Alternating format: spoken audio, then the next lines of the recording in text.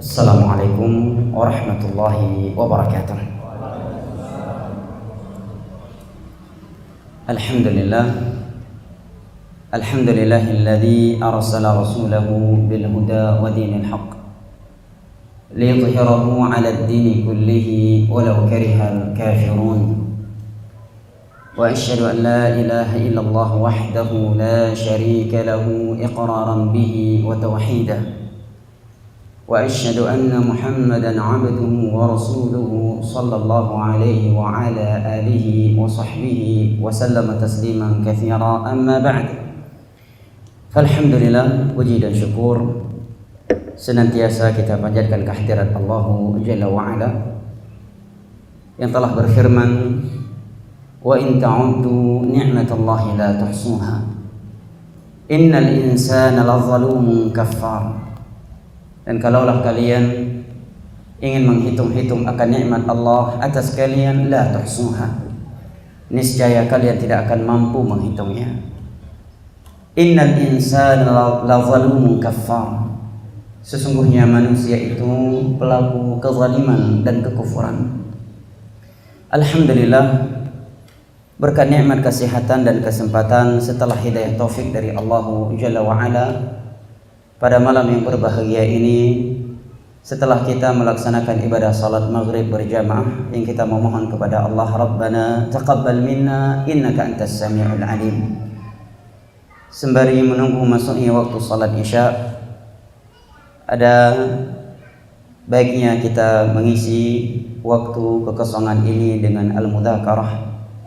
Dan tentunya sebelumnya saya mengucapkan terima kasih yang sebesar-besarnya kepada Tuan Guru Ketua MUI setempat, kepada segenap orang-orang tua saya, takmir masjid, dan segenap jamaah ibu bapak, saudara dan saudari yang saya cintai dan hormati, rahimani wa rahimakumullah, yang telah memberikan kesempatan kepada saya untuk berada di hadapan jamaah sekalian, yang tentunya saya yakin seyakin-yakinnya bahwa di majelis ilmu malam ini di sana banyak orang yang jauh lebih berilmu, yang jauh lebih bertakwa, dan jauh lebih sempurna daripada saya.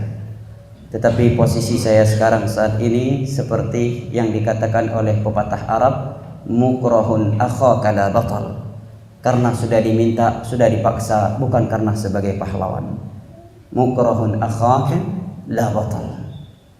Maka kita memohon kepada Allah Jalla wa Ala yang telah mengumpulkan kita di rumahnya yang mulia ini, pada kegiatan yang mulia ini, agar kembali mengumpulkan kita di tempatnya yang paling mulia, di tempatnya yang abadi, syurga firdausnya di hari kiamat kelak. Amin ya rabbal alamin. Jamaah yang dimuliakan Allah, ibu bapak, saudara dan saudari yang saya cintai dan hormati, di dalam sebuah hadis yang diriwayatkan oleh al-Imam Muslim dari sahabat Abu Hurairah radhiyallahu anhu, Nabi kita sallallahu alaihi wasallam bersabda, "Wa man salaka tariqan yaltamisu fihi 'ilma, sahhalallahu lahu bihi tariqan ila al-jannah.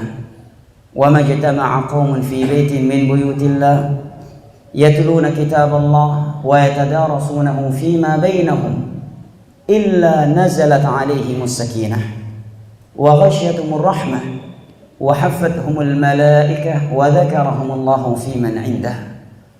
Dan barang siapa yang menempuh sebuah perjalanan dalam rangka menuntut ilmu agama, niscaya Allah akan mudahkan baginya jalan menuju surga. Dan tidaklah ada sebagian manusia berkumpul di rumah Allah, membacakan ayat-ayat Allah, mempelajarinya sesama mereka. Mereka duduk bersama mengkaji agama Allah, illa nazalat alaihimus sakinah, melainkan akan turun as-sakinah, ketenangan dari Allah Subhanahu wa taala kepada mereka. Dan ketenangan hati, sakinah ilahi yang turun ke majelis ilmu agama itu tidak akan pernah bisa kita beli dengan dunia beserta isinya. Dan itu kita rasakan. Mungkin terkadang kita atau sebagian kita berangkat ke masjid dalam keadaan hatinya gelisah, gundah gulana, atau adik-adik kita yang masih jomblo sedang galau, ya. Dengan datang ke majelis ilmu agama, hatinya menjadi tenang, nyaman, tentram, Saking tentramnya sebagian orang, kajian baru 5 menit mulai, dia sudah mulai mencari mana bagian yang paling tenang di masjid yang ada. Sehingga ada yang memojok, ada yang pula ya dengan menundukkan kepala ke bawah menandakan sakinah telah datang, alias ngantuk. Yang kedua kata Nabi SAW, wa ghasyatumur rahmah, tercurahkan kepada mereka rahmat. Wa haffathumul malaikah, yang ketiga mereka diliputi oleh malaikat-malaikat Allah Jalla wa'ala. Ya subhanallah, betapa banyak manusia menghabiskan waktu mereka. Mereka belanjakan harta mereka hanya untuk bisa duduk bersama selebritis, seorang tokoh negara, atau apa saja dari orang-orang yang memiliki nama di dunia ini. Tapi mereka penuntut ilmu agama yang duduk di majelis ilmu agama di rumah Allah, karena Allah, ikhlas karena Allah, mereka duduk bersama malaikat-malaikat Allah. Secara kasat mata kita memang tidak melihat, tetapi kita yakin seyakin-yakinnya, karena yang memberitakannya adalah seorang nabi, seorang rasul sallallahu alaihi wasallam yang Allah katakan, wa ma yantiqu 'anil hawa in huwa illa wahyu yuha. Dan tidaklah Muhammad berbicara dengan hawa nafsu, melainkan dengan wahyu yang diwahyukan kepadanya. Yang keempat kata Nabi SAW, wa dzakarahumullahu fi man 'indah, dan Allah akan menyebut-nyebutkan mereka di hadapan malaikat-malaikat yang ada di sisinya. Ya subhanallah, nama-nama mereka jamaah yang berada di rumah Allah sedang menghadiri majelis ilmu agama disebut oleh Allah Subhanahu wa taala Al-Khaliq, Rabbul Alamin. Di hadapan siapa jamaah? Bukan di hadapan seluruh masyarakat suatu kota, bukan sekedar masyarakat setempat yang mengetahuinya, tetapi kata Nabi fi man 'indah, di hadapan malaikat-malaikat yang ada di sisinya. Popularitas yang luar biasa. Dan jumlah malaikat itu sangatlah banyak. Di dalam hadis yang diriwayatkan oleh Imam An-Nasa'i dari Abu Dzar radhiyallahu anhu, Nabi bersabda, ma min arba'ati asabi'in fis sama illa wa fihi malakun sajidun aw raki'un aw qa'imun lillah. Sesungguhnya tidaklah ada jarak sejauh 4 jari jemari di atas langit sana, melainkan di situ ada malaikat yang sedang ruku, yang sedang sujud, yang sedang berdiri untuk Allah Subhanahu wa taala. Jarak 4 jari jemari di langit itu ada malaikat yang sedang ruku, sedang sujud, sedang berdiri beribadah kepada Allah. Belum lagi malaikat-malaikat yang Allah perintahkan untuk masuk ke Baitul Ma'mur setiap harinya 70.000, dan yang telah masuk tidak akan kembali lagi, dan itu akan terjadi sampai hari kiamat. Berapa jumlahnya? Tidak ada yang mampu menghitung jumlah mereka kecuali Allah Subhanahu wa taala. Inilah keutamaan majelis ilmu agama. Tatkala kita ikhlas, kemudian dengan kita berkumpul di rumah Allah menghadiri majelis ilmu agama, persaudaraan di antara kita akan semakin erat. Persatuan akan semakin kuat dan akan mewujudkan kecintaan karena Allah Subhanahu wa taala. Dan Nabi telah bersabda di dalam riwayat Al-Imam Ahmad dan Imam Tirmidzi dari sahabat Mu'adz bin Jabal radhiyallahu anhu, dari Nabi sallallahu alaihi wasallam, fima yarwihi an rabbih, hadis qudsi, bahwa Allah berfirman, wajabat mahabbati lil mutahabbina fiyya wal mutajalisina fiyya wal mutabadilina fiyya wal mutazawirina fiyya.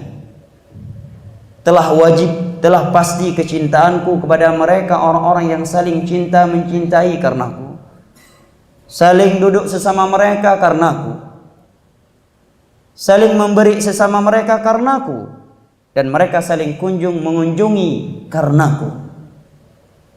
Dan di dalam riwayat yang lain yang diriwayatkan oleh Al-Imam Al-Bukhari dan Muslim dari sahabat Abu Hurairah radhiyallahu anhu, Nabi kita sallallahu alaihi wasallam bersabda, sab'atun yudhilluhumullahu yawma la dhilla illa dhilluh.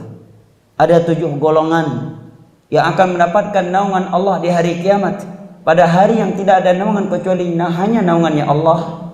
Di antaranya Nabi sebutkan, rajulani tahabba fillah ijtama'a alaihi waftaraqa alaihi. Adalah mereka orang-orang yang saling cinta mencintai karena Allah. Mereka berkumpul bertemu karena Allah, dan mereka berpisah karena Allah Jalla wa'ala. Dan hanyalah persaudaraan yang dibangun di atas Al-Quran dan di atas Sunnah, di atas akidah Islamiyah lah yang akan abadi semata.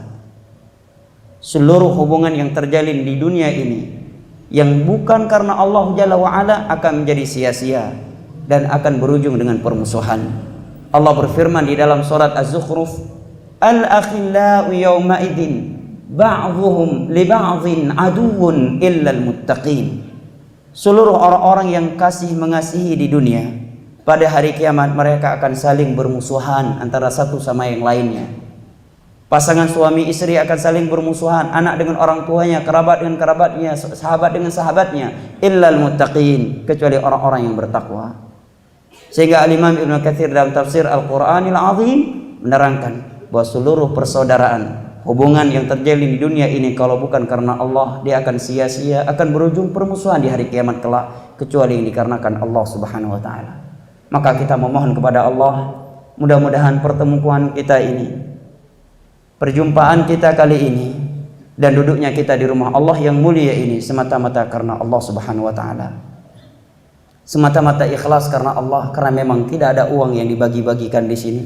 Tidak ada proyek yang sedang ditenderkan dan yang semisal dengannya. Semua kita datang karena undang-undang dasar kita, radhina billahi rabba wa bil islami dina wa bi Muhammadin sallallahu alaihi wasallam nabiyyan wa rasula. Semata-mata untuk mendengar ayat-ayat suci Al-Quran dan hadis-hadis Nabi sallallahu alaihi wasallam serta petuah ulama Islam. Maka kita memohon kepada Allah agar Allah Jalla wa'ala mengabadikan cinta di antara kita sampai di hari kiamat kelak. Dan semoga Allah Jalla wa'ala memberikan ganjarannya kepada saya yang telah diberikan kesempatan oleh Allah di hari ini, kali ini, untuk bisa mengunjungi setiap saudara-saudara saya sekalian yang ada di Pulau Bali ini, dan secara khusus di daerah ini, apa namanya, Singaraja, Buleleng Singaraja, yang mana di dalam sebuah hadis Nabi menyebutkan dalam riwayat Imam Muslim dari Abu Hurairah radhiyallahu anhu, anna rajulan zara akhallahu fi qaryah fa arsadallahu ala madrajatihi malaka faqala ya fulan ayna turid qala uridu ziyarata akhi li fi hadhihi alqaryah qala hal min ni'matin tarubbuha alayhi qala la ghayra annani ahbabtuhu fillah qala inni rasulullah ilaika fa inna Allah qad ahabbaka bima ahbabtahu fihi. Nabi menyebutkan bahwa ada seorang hamba yang menempuh sebuah perjalanan untuk mengunjungi saudaranya suatu tempat. Di tengah perjalanannya Allah mengutus seorang malaikat kepadanya, bertanya kepadanya, wahai fulan, hendak kemana engkau? Hendak kemana engkau? Maka orang tersebut menjawab, ya Allah, aku ingin mengunjungi saudaraku di sebuah tempat. Maka malaikat tersebut menyatakan, apakah ada perkara-perkara dunia yang engkau harapkan dengan kunjungan ini? Dia pun menjawab, tidak, aku mengunjunginya semata-mata karena Allah Subhanahu wa ta'ala. Maka malaikat tersebut menyatakan, sesungguhnya aku adalah utusan Allah kepadamu. Allah telah mencintaimu karena engkau telah mencintai saudaramu tersebut karena Allah Subhanahu wa ta'ala. Jamaah yang dimuliakan Allah, rahimani wa rahimakumullah, kita sebagai manusia tentunya selalu membutuhkan mau'izah, tadhkirah.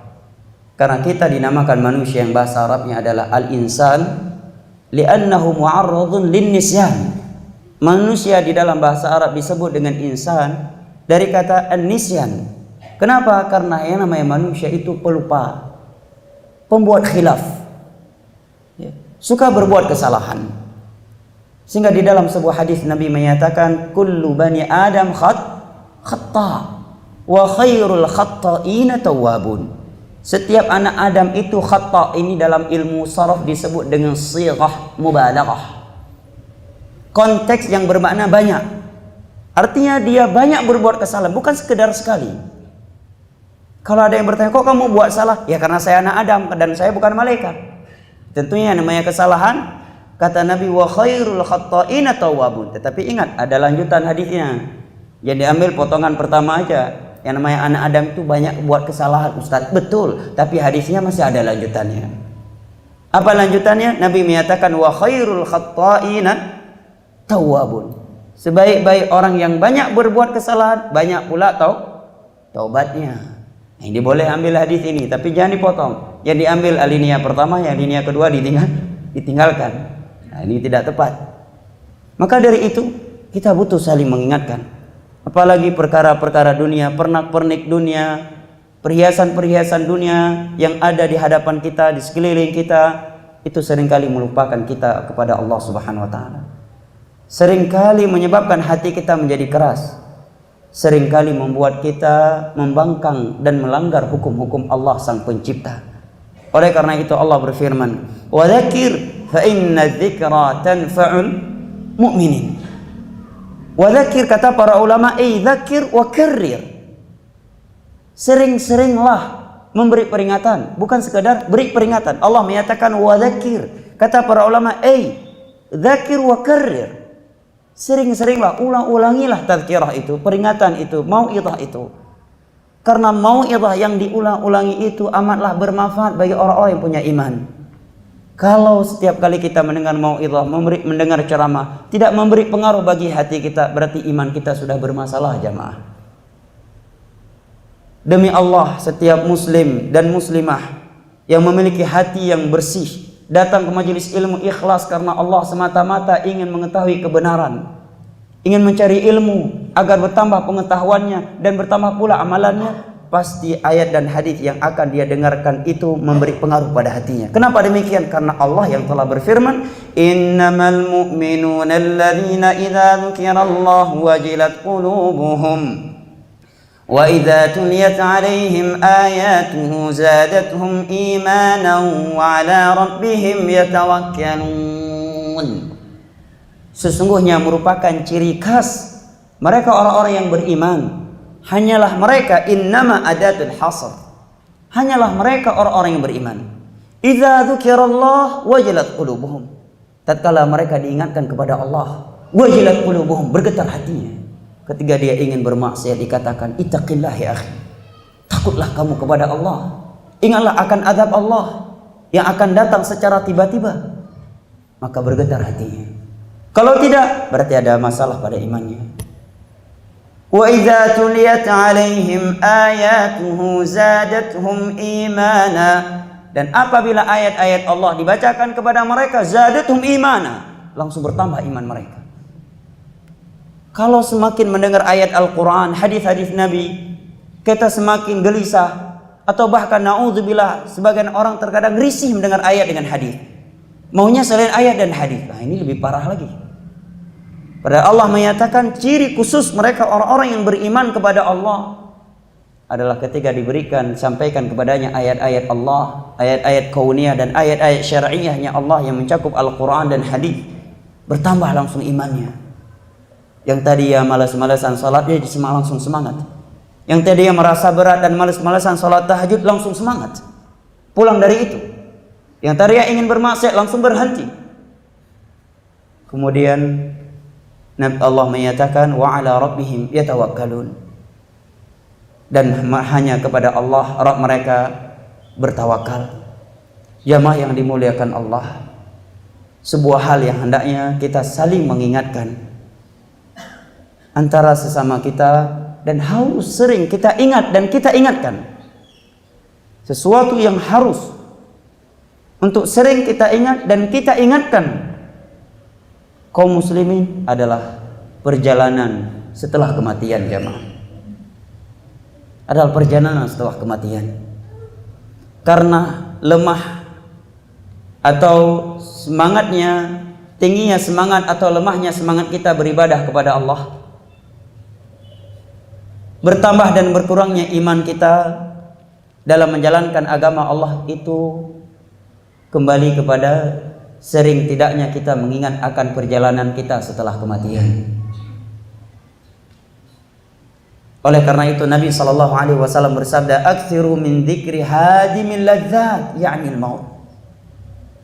Perbanyaklah oleh kalian mengingat akan kematian yang akan memutuskan kalian dari seluruh nikmat. Nikmat apa yang kita miliki, jamaah? Kita punya uang $1 triliun, punya istana, punya anak keturunan yang banyak, keluarga besar. Seketika kematian datang, kita akan berpisah dari mereka. Atau bahkan mungkin sebuah nikmat yang baru kita peroleh dan belum kita nikmati, rupanya sudah terputus dari kita karena kematian. Itulah yang namanya kematian.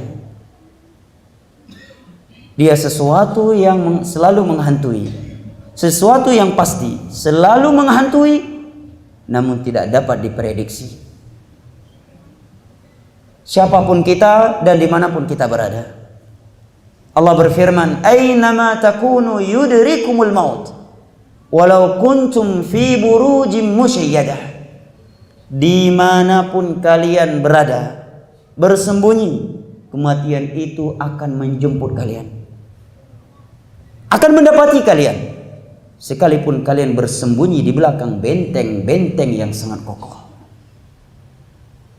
Sebagian kita boleh memiliki baju anti peluru, topi anti peluru, mobil anti bom, ya. Bahkan ada rumah yang anti petir katanya, rumah anti petir, rumah anti roket misalkan. Tapi siapa yang mampu memiliki pakaian, rumah, pasukan yang anti malaikat maut? Siapa yang punya? Tidak ada yang memiliki, jamaah. Aynama takunu yudrikumul maut walau kuntum fi burujim musyayyadah. Sekalipun kalian sedang bersembunyi di belakang benteng-benteng yang sangat kokoh, kematian akan menembus benteng tersebut. Walaupun di sekeliling kita ada ratusan ribu pasukan-pasukan elit melindungi kita dari tembakan ke tembakan lawan. Kita memakai baju anti peluru, celana anti peluru, topi anti peluru.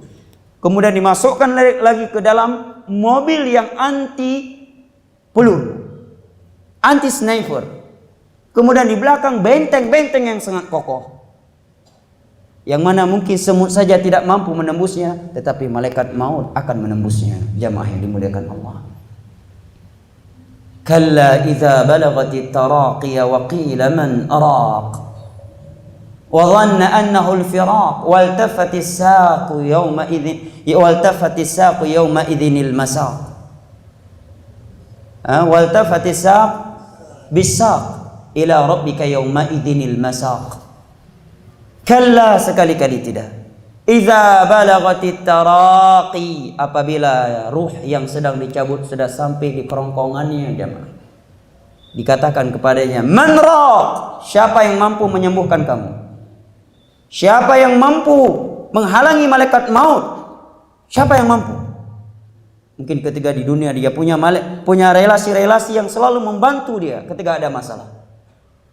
Setiap ada hal yang menghalangi dia, uang dia bisa mempermudahkan urusannya, tahta dia bisa memudahkan urusannya. Dia ingin ditangkap karena punya uang banyak, nggak jadi ditangkap. Dia ingin ditangkap karena punya pasukan, punya tahta, nggak jadi. Tapi ketika kematian itu datang dan nyawa yang ditarik oleh malaikat maut sudah sampai di kerongkongannya, Allah katakan, man raq, siapa yang bisa menyembuhkan kamu? Siapa yang bisa menghalangi kami untuk mematikan kamu? Siapa? Walaupun di sekitar kita waktu itu ada triliun pasukan-pasukan elit, jamaah, tidak ada yang mampu menghalangi malaikat maut. Man raq, kata Allah, siapa yang bisa menghalangi malaikat maut? Siapa yang bisa menghentikan nyawa kamu yang sedang ditarik ini? Wa dhanna annahu al-firaq, barulah dia sadar di saat itu bahwa dia akan berpisah. Dia akan meninggalkan keluarganya, meninggalkan anak-anaknya, meninggalkan pekerjaannya, hal-hal yang ia cintai ketika di dunia ini. Kedua betisnya sudah mulai membeku. Dia sedang digiring kepada Allah Subhanahu wa taala. Itulah kematian, jamaah yang dimuliakan Allah Jalla wa ala. Akan tetapi yang lebih mengerikan bukanlah kematian di saat kematian itu datang, tetapi yang lebih mengerikan lagi, jamaah yang dimuliakan Allah, adalah apa kondisi kita setelah kematian. Karena setelah kematian kita langsung masuk ke dalam alam pembalasan, jamaah. Alam pembalasan dengan nikmat atau pembalasan dengan azab. Tidak ada kemungkinan yang ketiga. Tidak ada lagi manfaat untuk penyesalan di masa itu, dan tidak ada lagi kesempatan untuk bertaubat lagi, beramal. Terlebih lagi yang namanya kematian, seperti yang kita sebutkan di atas tadi, selalu menghantui dan tidak dapat diprediksi. Beda halnya mereka para nabi dan para rasul. Mereka sebelum diwafatkan oleh Allah diberitahukan terlebih dahulu oleh Allah. Tetapi mereka beramal dan beribadah seakan-akan mereka tidak akan diberitahukan oleh Allah akan diwafatkan. Sedangkan kita tidak, jamaah. Contohnya Nabi kita SAW. Dalam hadis yang sahih, beliau tiba-tiba bersabda menjelang wafatnya, "Abdun khayyarahullahu baina ma indahu wa baina ma fid dunya." Seorang hamba diberikan dua pilihan oleh Allah kepadanya, antara nikmat yang ada di sisinya ataukah dunia. Setelah Nabi berkata demikian, hanya satu orang yang menangis, yaitu sahabat Abu Bakar radhiyallahu anhu. Yang lain tidak memahami apa maksud Nabi. Abu Bakar tiba-tiba menangis. Maka setelah Nabi setelah itu ditanyakan kepada Abu Bakar, "Kenapa engkau menangis?" Maka beliau menjawab bahwa ini maksud oleh Rasulullah dengan hamba di situ adalah dirinya. Bahwa Allah memberikan pilihan untuknya untuk ditunda kematian atau disegerakan. Fakhtara ma indah. Maka kata Nabi, hamba tersebut memilih apa yang ada di sisi Allah. Maka Nabi SAW tidak lama kemudian diwafatkan oleh Allah Jalla wa'ala. Demikian juga Nabi Musa alaihissalam dalam riwayat Al-Imam Al-Bukhari, ketika malaikat maut ingin mencabut nyawa beliau, menjelma seorang anak Adam. Nabi Musa tidak mengetahui itu malaikat maut, maka beliau melawannya. Setelah itu malaikat tersebut kembali kepada Allah, kemudian diperintahkan kembali dan dikatakan bahwa Nabi Musa alaihissalam telah siap untuk ditarik nyawanya. Demikian juga Nabi Ibrahim alaihissalam, ketika malaikat maut minta izin untuk mencabut nyawanya, dan itu riwayat yang sahih bukan khurafat. Malaikat maut tersebut menyatakan ini perintah Allah, maka Nabi Ibrahim menjawab, "Aku adalah kekasihnya Allah, tidak akan mungkin Allah akan mematikan kekasihnya." Maka malaikat ini kembali kepada Allah. Maka Allah pun menyampaikan ucapan Nabi Ibrahim alaihissalam, dan Allah lebih tahu daripada dia terhadap ucapan Nabi Ibrahim. Maka Allah menyatakan, katakan kepada Ibrahim alaihissalam bahwa kekasihnya ingin berjumpa dengannya. Maka Ibrahim alaihissalam pun berserah diri kepada Allah untuk diwafatkan. Inilah makna Qul inna salati wa nusuki wa mahyaya wa mamati lillahi rabbil alamin. La syarika lahu wa bidzalika umirtu wa ana awwalul muslimin. Jamaah yang dimuliakan Allah Jalla wa ala. Perjalanan kita di saat mati itu sangat mengerikan. Dan setelah kematian itu jauh lebih mengerikan. Ada sebuah hadis yang sangat panjang, yang kalau kita sebutkan teks Arabnya dan terjemahannya serta pelajaran-pelajaran darinya mungkin membutuhkan daurah khusus. Yaitu hadis Bara' bin Azib radhiyallahu anhu yang diriwayatkan oleh Imam Ahmad, oleh Imam Tirmidzi, oleh Imam Abu Daud dan Al-Imam Ibnu Majah. Hadis Bara' bin Azib yang menceritakan kepada kita kondisi seorang mukmin dan orang kafir ketika akan berpisah dengan dunia ini. Seorang mukmin didatangi oleh malaikat maut, kemudian malaikat-malaikat yang lainnya duduk di sekitarnya. Di saat malaikat maut akan mencabut nyawanya, malaikat-malaikat lain menghiburnya, yang Allah sebutkan di dalam beberapa ayat Al-Quranul Karim. Innal ladzina qalu rabbuna Allah thumma istaqamu tatanazzalu alaihimul malaikatu alla takhafu wa la tahzanu wa abshiru bil jannati allati kuntum tu'adun nahnu awliya'ukum fid dunya wa fil akhirah. Sesungguhnya mereka orang-orang yang berkata, Tuhan kami, Rabb kami adalah Allah, menjalankan konsekuensinya. Mereka menyatakan diri mereka adalah hamba Allah, maka mereka pun menjalankan perintah-perintahnya dan meninggalkan larangan-larangannya. Tsumma istaqamu, kemudian mereka istiqamah, komitmen, kokoh, teguh di atas agama Allah tersebut. Maka malaikat-malaikat Allah turun kepada mereka menyatakan, abshiru, bergembiralah kalian akan surga yang telah dijanjikan kepada kalian dahulunya. Alla takhafu wa la tahzanu, enggak usah kalian khawatir terhadap apa yang akan terjadi, dan tidak usah kalian bersedih terhadap apa yang telah terjadi. Wa abshiru, bergembiralah kalian terhadap surga yang telah dijanjikan dahulunya kepada kalian. Kami adalah wali-wali Allah kepada kalian. wali-wali Allah untuk kalian ketika di dunia dan juga ketika akhirat. Kata Imam Ibnu Katsir, ini menjelang wafat mereka. Ini menjelang wafat mereka. Ini berita gembira dari Allah untuk hamba-hambanya yang istiqamah di atas agama Allah. Makanya kalau kita melihat orang-orang yang meninggal dan sebelumnya dia adalah orang yang taat kepada Allah, berada di atas akidah Al-Quran, di akidahnya mereka para sahabat Nabi SAW, tenang hatinya, dia nggak khawatir, tidak sedih, karena dia dihibur oleh malaikat-malaikat Allah. Anak-anak yang akan dia tinggalkan, Allah yang akan menjaminnya, Allah yang akan menjaganya, Allah yang akan memberikan rezeki kepada mereka. Subhanallah.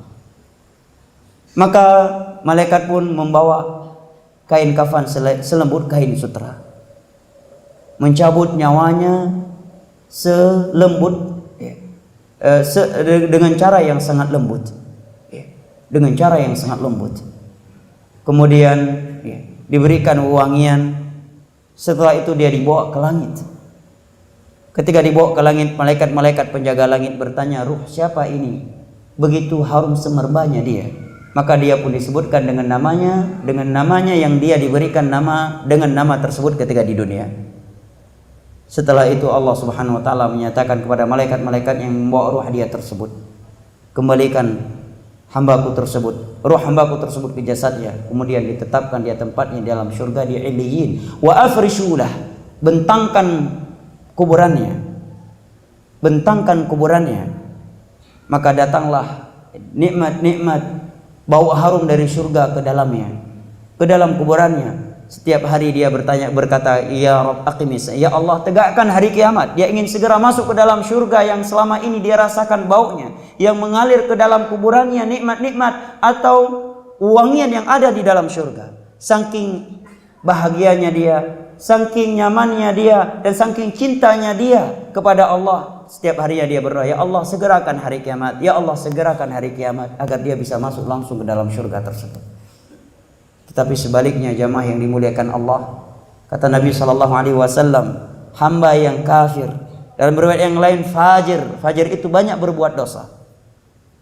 Ketika menjelang wafatnya dari dunia, maka malaikat-malaikat Allah Subhanahu wa taala turun setelah turunnya malaikat maut, yang membawa kain-kain kafan yang sangat kasar, dengan wajah-wajah malaikat yang sangat mengerikan. Ruh dia ditarik dari jasadnya, Nabi ibaratkan seperti ditariknya besi yang bergigi dari karung yang terbuat dari kulit yang lagi basah.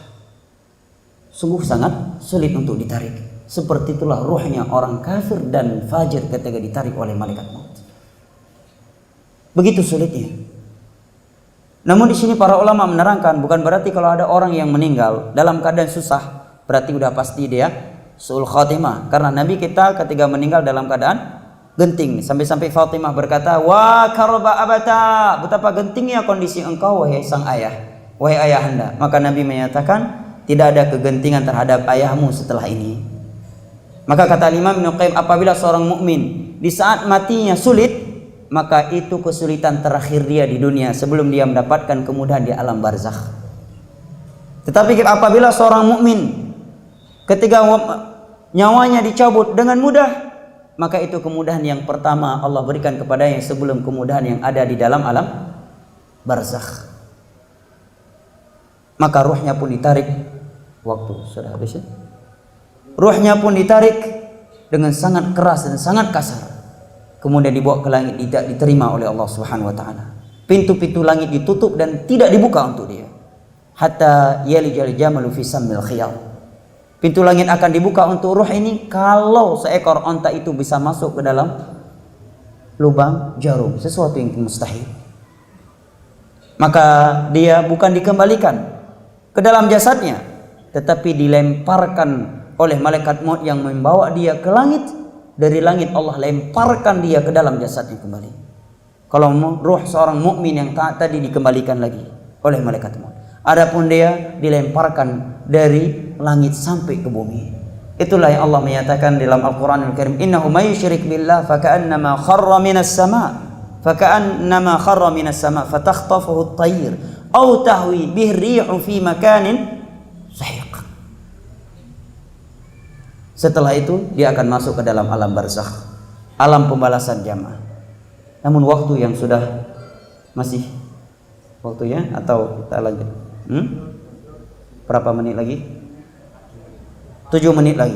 Baik, karena waktu yang singkat, yang pendek, saya akan singkat perjalanan seorang mukmin setelah kematian. Setelah kematian kita akan masuk ke dalam alam barzakh jamaah. Dan di alam barzakh kita tidak tahu berapa lama kita akan berada di dalamnya. Apakah 1000 tahun, 100 tahun, ataukah lebih dari itu? Dan kondisi kita di alam barzakh hanya 2 kondisi. Diberikan nikmat atau merasakan azab. Tidak ada kemungkinan yang ketiga. Begitu mati langsung diazab atau langsung diberikan nikmat jamaah. Sampai kapan? Sampai datang hari kiamat. Berapa lama kita tidak mengetahui. Yang jelas Allah berfirman tentang sebagian umat-umat sebelumnya dengan firman-Nya, Allah Subhanahu wa taala berfirman, "An-nar yu'raduna 'alaiha ghuduwwan wa 'ashiyya." Siang dan malam. Kumpulan alam barzakh, Firaun dan bala tentaranya itu berisi api. Berisi api. Mereka dibakar di siang hari dan di malam hari. 24 jam dibakar oleh Allah. Wa yaumal qiyamati adkhilu ashaddal 'adzab. Dan pada hari kiamat, adkhilu ala fir'auna ashaddal 'adzab. Masukkanlah Firaun dan bala tentaranya kepada azab yang sangat pedih. Ayat ini berada dalam Al-Qur'an jamaah. Al-Qur'an kitab apa jamaah? Kitab suci kita kaum mukminin. Hudan lil muttaqin. Agar apa? Agar kita mengambil pelajaran. Ini loh yang Allah ancam, Allah berikan kepada Firaun dan bala tentara. Ingat, kalau kalian mengikuti jalannya Firaun dan bala tentaranya, maka kalian akan mendapatkan hal yang sama. Karena Al-Quran hudan lil muttaqin. Subhanallah. Di dalam beberapa hadis Nabi menyebutkan di antara azab di alam barzakh, Allah isikan kalajengking dan ular ke dalam perut mereka orang-orang yang memakan riba ketika di dunia. Orang-orang yang tidak berpuasa dengan sengaja di dunia, berbuka sebelum waktunya, mereka digantung dengan kepala ke bawah, kemudian kaki mereka ditusuk dengan besi dan mulut mereka dirobek oleh Allah Subhanahu wa taala. Di antara azab yang ada di alam barzakh, malaikat memukul seorang hamba dengan palu yang Allah berikan kepadanya sehingga hancur seluruh tulang menulangnya, kemudian dikembalikan lagi, kemudian dipukul lagi. Azab yang sangat mengerikan. Oleh karena itu, Utsman bin Affan radhiyallahu anhu ketika ziarah kuburan beliau menangis luar biasa. Hatta tabulla lihyatu, sampai-sampai jenggot beliau itu basah karena tangisan. Maka ada yang berkata kepada beliau, "Wahai Utsman, kami tidak melihat engkau menangis seperti ini ketika disebutkan tentang surga dan neraka. Kenapa ketika engkau berada di depan kuburan engkau menangis seperti ini? Yang engkau tidak menangis seperti ini ketika disebutkan tentang surga dan neraka kepadamu?" Apa yang beliau jawab jamaah dimuliakan Allah? Beliau menyatakan, "Laqad sami'tu Rasulullah sallallahu alaihi wasallam yaqul, inna hadhihi al-qubur awwalu manazilil akhirah, fa inna jaminha fama ba'du aisaru min." Sesungguhnya alam barzakh ini, alam kubur ini adalah jenjang pertama dari jenjang akhirat. Kalau di sini dia sudah sukses, sudah bahagia, maka setelah alam kubur pasti akan lebih mudah lagi. Kalau sudah di kuburan dia diadab, maka na'udzubillahi min dzalik. Hadis riwayat Imam Muslim rahimahullahu taala. Karena waktu yang telah habis dan membatasi kita, mungkin kita lanjutkan sedikit sebelum kita berdiskusi setelah salat Isya nanti insyaallah taala. Lebih dan kurangnya saya mohon maaf. Wabillahi taufiq wal hidayah, wa sallallahu ala nabiyyina Muhammad wa ala alihi wa sahbihi wa sallam, wa akhiru da'wana anil hamdulillahi rabbil alamin. Wassalamu alaikum warahmatullahi wabarakatuh. Alhamdulillah wassalatu wassalamu ala Rasulillah wa ala alihi wa sahbihi wa sallama tasliman katsira, amma ba'd. Alhamdulillah, atas taufik dan hidayah dari Allah Jalla wa'ala, kita telah melaksanakan salat Isya berjamaah yang kita memohon kepada Allah, Rabbana taqabbal minna innaka antas samiul alim. Sebagaimana salawat beserta salam senantiasa kita sanjung sajikan kepada Nabi besar kita, keluarga, sahabat-sahabat beliau serta mereka orang-orang yang mengikuti sahabat beliau dengan baik. Beliaulah yang telah bersabda, inna athqalas salati 'alal munafiqin salatul isya'i wa salatul fajr walau ya'lamuna ma fihima la atawhuma walau habwa. Sesungguhnya salat yang paling berat bagi orang-orang munafik adalah salat isya dan salat subuh. Walau ya'lamuna ma fihima la atawhuma walau habwa. Dan kalaulah manusia itu mengetahui akan keutamaan pergi melaksanakan salat isya dan subuh, niscaya mereka akan pergi melaksanakannya sekalipun harus merangkak. Hadis riwayat Imam Al-Bukhari dan Muslim dari Abu Hurairah radhiyallahu anhu.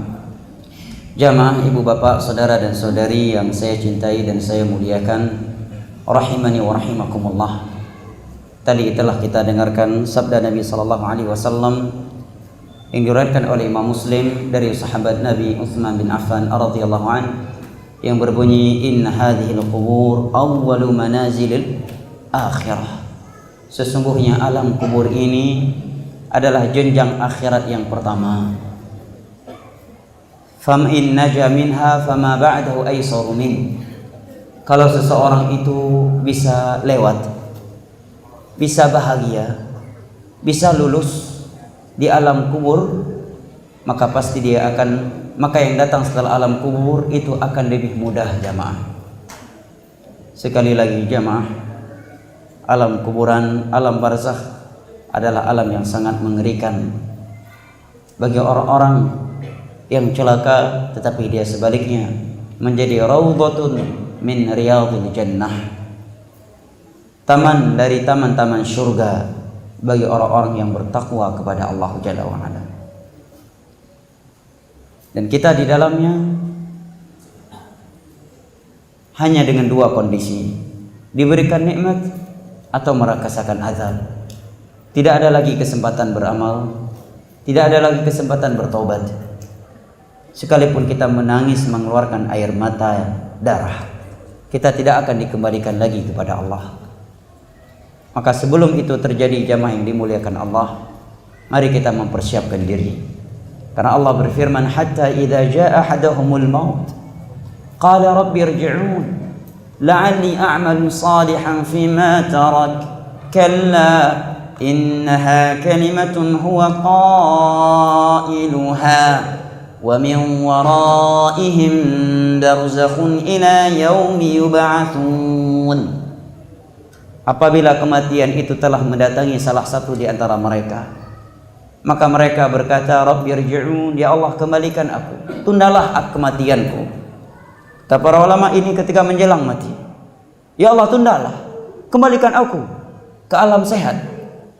La'alli a'malu salihan fima tarak, agar aku bisa melakukan amalan-amalan saleh yang dahulunya aku tinggalkan. Ya Allah, dahulunya aku orang yang meninggalkan salat, kembalikan aku ya Allah, aku ingin salat. Ya Allah, tundalah kematianku, aku ingin zakat, aku ingin puasa, aku ingin menyambung silaturahim, aku ingin berbakti kepada kedua orang tuaku. Ya Allah, dahulunya aku anak yang durhaka, tundalah kematianku ya Allah, saya ingin berbakti kepada kedua orang tuaku. Maka Allah menyatakan, kalla, sekali-kali tidak. Itu tidak akan terjadi. Innaha kalimatun huwa qailuha, itu hanyalah ucapan yang dia ucapkan saja. Wa min waraihim barzakhun ila yaumi yub'atsun. Setelah kematian akan ada setelah itu alam barzakh, mereka berada di dalamnya sampai dibangkitkan di hari kiamat kelak. Bisa jadi kita berada di alam barzakh lebih panjang daripada sebelumnya ketika kita hidup di dunia. Setelah alam barzakh, jamaah yang dimuliakan Allah, perjalanan kita rupanya belum selesai. Akan ada padang mahsyar, hari kebangkitan, yang mana Nabi SAW bersabda, yuhsyarun nasu hufatan uratan ghurla. Manusia dibangkitkan, digiring ke padang mahsyar di hari kiamat hufatan, uratan, ghurla, tidak beralas kaki, tidak dikhitan, dan tidak berpakaian sehelai pun, sehelai benang pun. Mendengar demikian, Aisyah memberikan sebuah pertanyaan kepada Nabi yang lumrah. Ya Rasulullah, ar-rijalu wan nisa, kondisi yang seperti itu, lelaki dan wanitanya semua digiring pada masyar dalam keadaan tidak berpakaian sehelai benang pun, tidakkah akan membuat wanita melihat kepada aurat lelaki dan kaum lelaki melihat kepada aurat kaum wanita? Maka Nabi menjawab, ya Aisyah, al-amru asyaddu min dzalik. Wahai Aisyah, kegentingan di hari kiamat itu sangatlah dahsyat. Mereka tidak lagi memikirkan hal-hal yang seperti itu. Hadis riwayat Imam Al-Bukhari dari Aisyah radhiyallahu anha. Dahsyatnya adab Allah di dunia ini, kita terkadang sebagian manusia masih sempat berpikir syahwat dunia. Saya disebutkan bahwa ada ketika gempa terjadi di daerah kami dan tsunami, ada yang meneriakkan air, masih ada orang yang menyempatkan dirinya untuk malingin motor orang yang di depan rumah. Dia lihat orangnya udah lari, sempat mikir itu. Na'udzubillah min dzalik. Tapi pada mahsyar kondisi yang lebih dahsyat dari itu. Wanita dan kaum lelaki Allah giring seperti kal farashil mabthuth, seperti belalang-belalang yang bertebaran, binatang-binatang kecil yang bertawaran, yang bertebaran. Aisyah bertanya, ya Rasulullah, kalau manusia seperti itu digiring hari kiamat, lelaki dengan wanita dikumpul di tempat yang sama dalam keadaan tidak berpakaian sehelai benang pun, tidakkah akan membuat mereka saling melihat kepada orang yang lainnya? Karena ini kan lumrah pertanyaan dari orang yang masih hidup di alam dunia. Karena itu memang tabiat manusia sesama lawan jenisnya. Wanita punya kecondongan kepada lelaki dan lelaki punya kecondongan kepada kaum wanita. Oh, saya enggak Ustaz. Betul, mungkin Anda karena tidak normal. Berobatlah. Kok bisa lelaki enggak condong kepada wanita? Wanita enggak condong kepada laki-laki, berarti enggak normal. Berobatlah. Ini hal yang lumrah ketika di dunia. Maka Aisyah ketika mendengar Nabi memberitakan manusia di padang mahsyar dari semenjak Nabi Adam sampai hari kiamat dikumpulkan bersama, tidak berpakaian sehelai benang pun, tidak dikhitan dan tidak beralas kaki, maka beliau bertanya demikian. Karena itu lumrah. Karena beliau masih hidup dan beliau manusia, yang terbayangkan adalah sesuatu yang pernah terjadi di dunia. Di dunia jangankan tidak berpakaian sehelai benang pun, yang sudah berpakaian pun masih diintip-intip, sampai mungkin ada yang nabrak tembok gara-gara melihat ke kanan dan ke kiri, melihat lawan jenisnya. Maka Aisyah bertanya, ya Rasulullah, kalau kondisi mereka seperti itu, tidakkah akan membuat kaum lelaki melihat kepada wanita, kaum wanita akan melihat kepada aurat lelaki? Maka Nabi menjawab, ya Aisyah, al-amru asyaddu min dzalik. Wahai Aisyah, kondisi di hari kiamat itu, di padang mahsyar itu sangat ngeri, sangat-sangat mengerikan, sehingga mereka tidak lagi berpikir hal-hal yang seperti itu. Mereka tidak lagi memikirkan hal-hal yang seperti itu. Menunjukkan dahsyatnya luar biasa. Sampai-sampai Nabi tidak menyebutkan secara rincian seperti apa dahsyatnya di dalam hadis ini, tapi beliau umumkan, menunjukkan luar biasa dahsyatnya. Bayangkan jamaah, di depannya ada wanita yang tidak berpakaian sehelai benang pun, dia tidak lagi memikirkan hal yang seperti itu. Demikian juga si wanita, di depannya ada laki-laki yang tidak berpakaian sehelai benang pun, dia tidak menolehnya. Karena kondisi pada mahsyar yang sangat mengerikan. Saking ngerinya padang mahsyar jamaah, disebutkan di dalam sebuah hadis yang diriwayatkan oleh Imam Muslim dari Miqdad ibn al-Aswad radhiyallahu anhu, Nabi bersabda, tudina syamsu yaumal qiyamati minan nasi qadar al-mail, fayakunu an-nasu fil 'araq biqadri a'malihim, faminhum man yakunu ila ka'bayhi, wa minhum man yakunu ila rukbatayhi, wa minhum man yakunu ila hiqwayhi, wa minhum man yuljimul 'araq iljama. Pada hari kiamat di padang mahsyar, matahari itu didekatkan sejarak 1 mil dari manusia. Sekarang jarak matahari dari bumi konon katanya berapa mil jamaah? Berapa mil? Di pelajaran sekolah disebutkan jarak matahari dari bumi. Hah? Di pelajaran sekolah disebutkan berapa mil? Hah? 150 juta mil, betul? Hah? 150.000 mil, 50 juta mil, demikian di pelajaran sekolah. Yakin? Nah. Maksudnya yang di sekolah ya, di pelajaran sekolah. Dulu di SD disebutkan ini kan. Ada yang masih ingat berapa?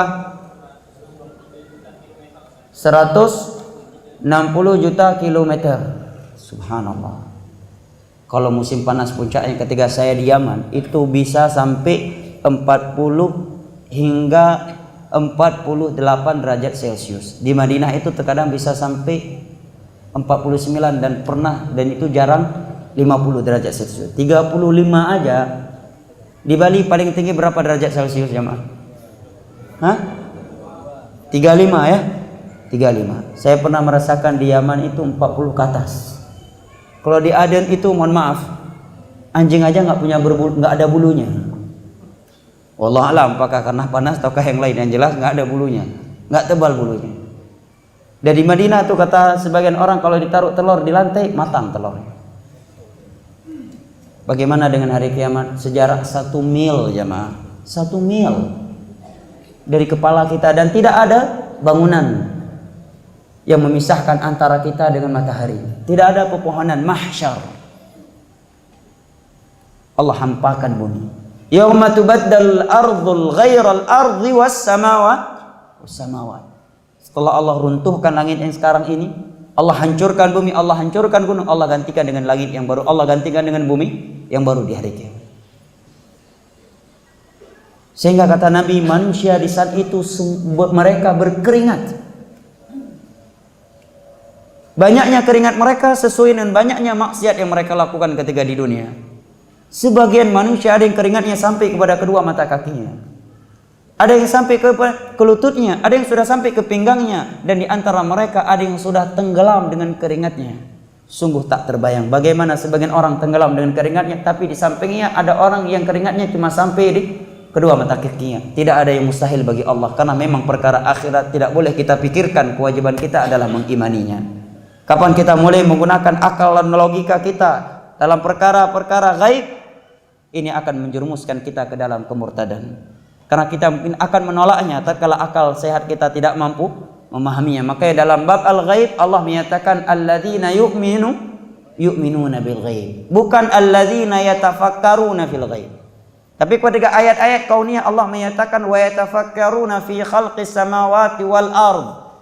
Rabbana ma khalaqta hadza batilan subhanaka faqina adzabannar. Tapi dalam bab al-ghaib Allah menyatakan bukan yatafakkarun, tetapi apa? Alladzina yu'minuna bil ghaib.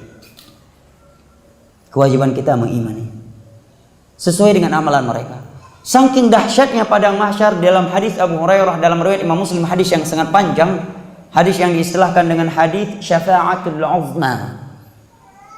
Manusia mendatangi Nabi Adam menyatakan, ya Adam innaka abul bashar, wahai Adam, Anda adalah bapaknya manusia, memohonlah kepada Allah untuk menyegerakan hisab kami. Mereka meminta kepada Nabi Adam. Kita semua akan meminta kepada Nabi Adam agar Nabi Adam memohon kepada Allah menyegerakan hisab kita. Kata para ulama, bukan karena manusia sudah siap dihisab, bukan, tetapi karena gentingnya padang mahsyar, dahsyatnya kondisi di padang mahsyar, sampai-sampai mereka meminta untuk disegerakan hisab. Padahal permintaan untuk disegerakan hisab berarti permintaan untuk disegerakan masuk ke dalam surga atau neraka. Tetapi karena dahsyatnya padang mahsyar mereka meminta demikian. Nabi Adam pun menyatakan, innallaha qad ghadaba 'alayya ghadaban lam yaghdab mithlah. Allah telah murka kepadaku dengan kemurkaan yang belum pernah seperti itu. Dia melarangku dari memakan sebuah pohon, tetapi aku melanggarnya. Padahal Nabi Adam sudah bertaubat, ya kan? Allah menyatakan dalam Al-Quran, fatalaqa Adamu min rabbih kalimatin fataba alaih. Tapi beliau masih merasa bersalah. Lah kita maksiat banyak, tobat belum, nanti, merasa nggak pernah bersalah.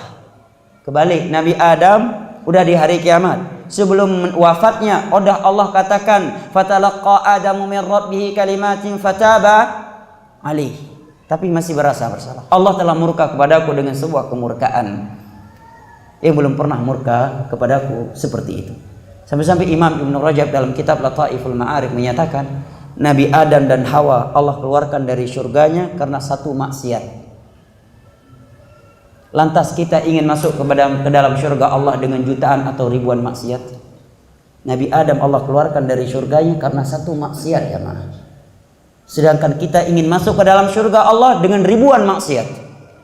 Sebaliknya. Maka Nabi Adam menyatakan, datanglah kepada Nabi Nuh. Maka manusia pun mendatangi Nabi Nuh menyatakan, innaka awwalu rusulin arsalallahu ilal ard. Wahai Nuh, engkau adalah Rasul yang pertama kali Allah utus ke permukaan bumi setelah Nabi Adam. Karena Nabi Idris itu datangnya setelah Nabi Nuh alaihissalam, bukan sebelum Nabi Nuh. Ini dalilnya para ulama luruskan. Maka Nabi Nuh juga beralasan tidak bisa. Setelah itu mereka mendatangi Nabi Ibrahim, setelah itu Nabi Musa, setelah itu Nabi Isa, semuanya beralasan tidak bisa. Maka mereka seluruh manusia, seluruh kita, anak Adam mendatangi Nabi SAW. Maka Nabi menyatakan, ini hakku. Nabi pun pergi sujud di bawah arsy Allah, memuji Allah Subhanahu wa taala dengan pujian-pujian yang belum pernah beliau memuji Allah Subhanahu wa taala dengannya. Maka ketika Nabi kita sallallahu alaihi wasallam sedang sujud, Allah berfirman, "Irfa' ra'sak wasal tu'ta washfa' tushaffa'." Wahai Muhammad, angkat kepalamu, memohonlah akan diberikan permohonanmu, dan berilah syafaat, akan diberikan izin untukmu. Maka Nabi pun memohon untuk disegerakan hisab. Setelah itu kita akan dihisab jamaah. Dan hisab terbagi menjadi dua, hisabul ard dengan hisabun niqash. Ard adalah pemaparan, Allah paparkan, ini dosamu selama engkau di dunia.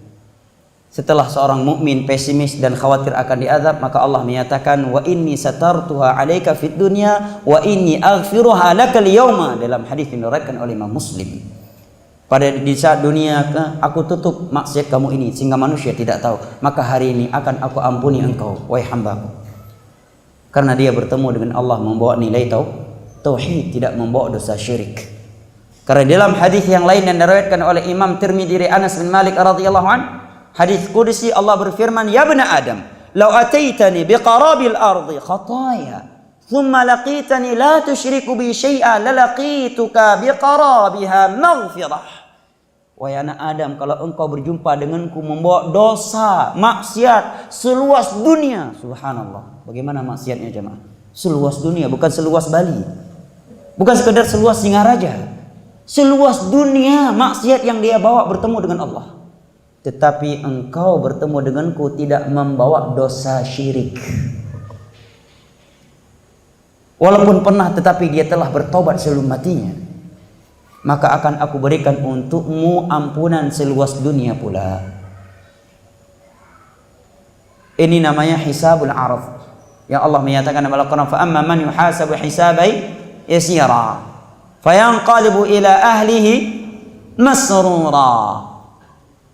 Sedangkan yang kedua adalah hisabun niqash, didiskusi oleh Allah Subhanahu wa taala. Kenapa kamu berbuat ini dan itu? Kenapa kamu berbuat ini dan itu? Ini hisabun niqash. Orang yang hisabnya seperti ini, kata Nabi sallallahu alaihi wasallam, man nuqisha fil hisabi udzib. Barang siapa yang didiskusi oleh Allah ketika hisab, pasti dia akan binasa setelah itu. Pasti dia akan diazab. Kenapa hari ini kamu berbuat ini dan itu? Kenapa hari ini kamu berbuat ini dan itu? Orang yang didiskusi seperti ini oleh Allah, pasti kata Nabi diazab setelah itu. Di saat itu anggota badan semua berbicara, kaki berbicara, ya, tidak ada pengacara yang membela kita. Saksi adalah anggota badan kita. Bumi yang pernah kita bermaksiat di atasnya akan menjadi saksi. Akan menjadi saksi. Yauma idzin tuhadditsu akhbaraha. Sebagian ulama menafsirkan, datang beberapa hadis tapi hadisnya dhaif secara sanadnya, bahwa dia akan berkata, si fulan telah bermaksiat kepadaku hari ini dan hari itu. Saudara di dalam kamar sendirian, orang tua tidak melihat, kemudian HP ada di tangan, takutlah kepada Allah. Karena sekarang dunia yang begitu luas berada di atas telapak tangan saudara hanya sebesar 5 inci atau lebih dari itu. Apa yang ingin dilihat di dalam itu bisa Anda lihat. Saudara bisa melakukan berbagai maksiat, menonton tontonan-tontonan yang Allah haramkan. Tapi ingat, Allah Maha melihat, Allah Maha mengetahui bumi yang kita pijak. akan menjadi saksi, mata kita akan menjadi saksi, kedua tangan kita akan menjadi saksi. Diaudit oleh Allah sedikit, tidak ada yang terluput dari Allah. Wa qalu ma li hadzal kitabi la yughadiru saghiratan wala kabiratan illa ahsaha wa wajadu ma amilu hadira wa la yadhlimu rabbuka ahada, kata Allah. Orang-orang yang banyak berbuat dosa berkata, kitab apa ini? Ketika dihisab, Allah nampakkan lembaran-lembaran catatan amalannya. Kok semua tertulis di sini, yang kecil dan yang besar, tidak ada yang terluput sedikit pun. Dari semenjak umur kita baligh jamaah sampai kita wafat, itu semuanya telah Allah tulis. Ditulis oleh malaikat, alaikum hafiz wa inna alaikum lahafidhin kiraman katibin yaktubuna ma taf'alun. Iqra kitabak, baca kitab kamu ini. Allah perintahkan kita. Kafa bi nafsika al-yawma 'alaika hasiba. Hari ini cukup engkau sebagai auditornya yang mengaudit amalan kamu sendiri. Tidak ada yang terluput sedikit pun. Karena sebagian anak muda, dia kira kalau dia belum pisah sama orang tuanya, selama masih dalam tanggung jawab orang tuanya, dia bisa berbuat maksiat sesukanya. Dia kira orang tuanya yang akan bertanggung jawab. Enggak. Selama kita udah balik, walaupun kita masih makan dengan makanan dari orang tua kita, hidup di rumah orang tua kita, semenjak umur balik, kemudian sampai mati, semua kita akan mempertanggungjawabkan perbuatan kita masing-masing jamaah. Ini harus kita tanamkan pada anak-anak kita, karena sebagian anak-anak sekarang nggak dewasa, umurnya 22-20 tahun, dia tingkah lakunya seakan-akan pena catatan amalan belum mencatat perbuatan dia. Dia kira kalau dia belum nikah, belum kawin, ya belum pisah sama orang tuanya, masih orang tua yang bertanggungjawabkan saudaranya amalan perbuatannya. Ini perlu kita tanamkan kepada anak-anak kita. Nah, kamu anak saya orang tuamu, tapi ingat nah, begitu kamu balik, semua perbuatan kamu dicatat, baik dan buruknya kamu akan pertanggungjawabkan. Saya tidak akan bisa membelamu di sisi Allah Subhanahu wa taala. Sebagaimana Nabi berkata kepada Fatimah, "Ya Fatimah binta Muhammadin, anqidhi nafsaki 'anil nar, fa inni la ughni 'anki minallahi syai'a." Hadis riwayat Imam Muslim dari Abu Hurairah radhiyallahu anhu. Wahai Fatimah bintu Muhammad, selamatkan diri kamu dari neraka Allah. Aku tidak bisa menyelamatkan engkau dari neraka Allah. Man batta'a bihi 'amalu lam yusri' bihi nasabu. Orang yang terlambat beramal, anak keturunannya tidak bisa membantunya untuk mempercepatkan amalannya. Subhanallah jemaah. Dan di dalam beberapa riwayat disebutkan sebagian orang lama hisabnya, tahu jemaah berapa lama? Seperti 400 tahun dia diberdirikan oleh Allah, diaudit oleh Allah. Lamanya seperti 400 tahun di dunia jemaah. Sedangkan di dunia jangankan 1 tahun jemaah, belum berada di depan KPK, baru ada surat panggilan, udah mulai keluar keringat dinginnya sebesar biji-biji jagung, ya. Makan udah gemetar tangannya, minum nggak bisa nikmat lagi, wajah udah pucat, udah ada surat panggilan dari KPK, mau diaudit, bingung dia. Waktu persiapkan berkas hanya 24 jam, bergetar tubuhnya, bisa-bisa dia stroke, bisa-bisa dia jatuh pingsan, keluar keringatnya, dia stres, bingung, dia telepon relasinya, semua mati HP-nya. HP-nya mati, relasinya nggak ada lagi proyek yang bisa kamu diharapkan dari kamu, mati HP-nya. Maaf saya sibuk, apalagi kalau dari vonis tersangka, jangankan wajahnya ikut hijau, mungkin giginya pun bisa ikut hijau warnanya. Ini baru di depan manusia. Bagaimana ketika kita berada di hadapan Allah Subhanahu wa taala, Al-Khaliq, Rabbul Alamin. Sebagian kita di hari itu, kata Nabi, adalah hisabnya lamanya seperti 400 tahun di dunia ini lamanya, berdiri di hadapan Allah Subhanahu wa taala. Sebagian mereka kaum mukminin lama hisabnya seperti antara salat zuhur dan asar, di dalam beberapa riwayat yang sahih. Setelah itu akan ada perintah untuk mengambil catatan-catatan amalan. Setelah itu akan ada mizan jamaah, yang Allah katakan, faman thaqulat mawazinuhu fa huwa fi 'ishatir radiyah wa amma man khaffat mawazinuhu fa ummuhu hawiyah. Wa ma adraka ma hawiyah? Narun hamiyah. Bahkan ketika dia mendapatkan catatan amalan yang penuh dengan kejelekan, dia mengatakan, ya laitani lam uta kitabiyah. Aduhai kalau aku tidak mendapatkan kitab ini, tidak mendapatkan lembaran-lembaran ini. Karena dia melihat di dalam tertulis seluruh maksiat-maksiat yang telah ia lakukan.